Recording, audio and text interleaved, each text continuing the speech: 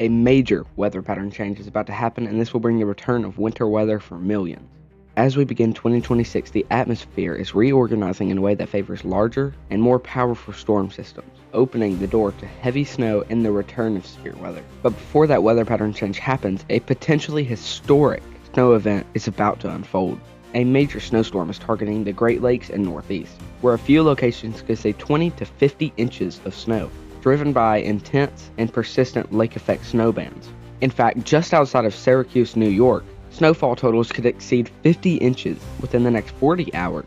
After this snow event ends, the weather will ramp up for everyone else. The jet stream is expected to shift into a meridional flow next week, keeping the atmosphere unsettled and volatile. This setup will support the return of winter weather and even severe weather for millions as we head through much of next week. So in today's forecast, we are going to break down exactly what you need to know about this big weather pattern change that is coming as we enter 2026. And I want to begin with our jet stream, as this is what controls the weather that happens over the next few weeks. So as we can see, it is angled down right now. And this is actually pushing through a lot of Arctic air. But now that the winter storm has started to end, we just have this bunch of Arctic air hovering over the Northeast. But we did have a few snow squall warnings last night in Pennsylvania and New York. And we even had a blizzard roll through Ohio, which caused whiteout conditions, as well as multiple crashes due to black ice. As we move on later into the day, this part really starts to break apart right there around Pennsylvania and areas like that, which sort of just causes less Arctic air to sit there as it's moving off of the East Coast. And we have this other part moving down to Michigan as we get on to the next 2 days or so. It really starts to move off the coast of Vermont, Massachusetts, New Jersey. And then as you can see, we have this very weird looking pattern right now.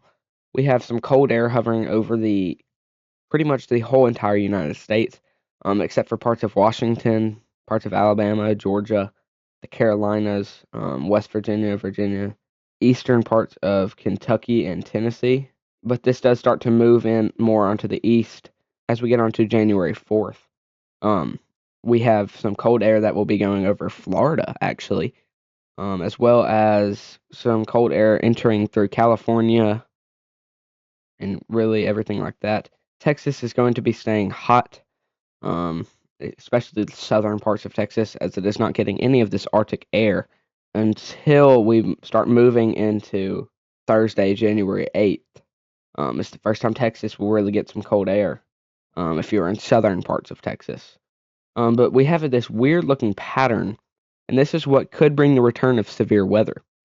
And as we get into this, you can see that it really starts to straighten out, and it's going to bring the return of severe winter storms to the northeastern parts of the United States. As you can see right here, we still continue with this meridional flow as we get into January 10th, 11th, and 12th.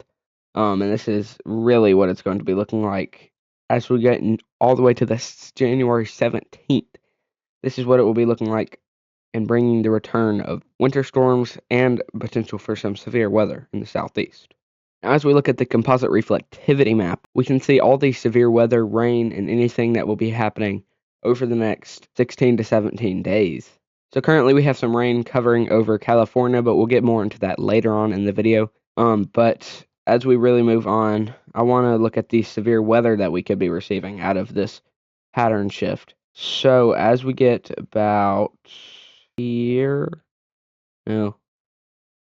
as we get about here, you can see all the storms start to fire up, which this is Saturday, January 10th. All these severe storms start to fire up, and we could see multiple tornadoes out of these severe weather systems as it really continues throughout the next 7 days. And there's severe weather somewhere in the United States for all of these 7 days. And it's really hitting Mississippi, Louisiana, Arkansas, Missouri, eastern parts of Texas, Mississippi, into Alabama, Kentucky, Tennessee, Illinois, parts of Iowa could even be receiving severe weather if that storm continues to fire up. But that's all I really wanted to look at, as these severe storms are going to be starting to pop up next week. So as I was talking about the precipitation that we had in California when we just entered the composite reflectivity map. There's a slight risk of excessive rainfall, which we could be receiving flash flooding, debris runoff, and much more. I've even seen things about evacuations, but make sure you are prepared as this will bring some flash flooding, and be prepared to evacuate if you have to.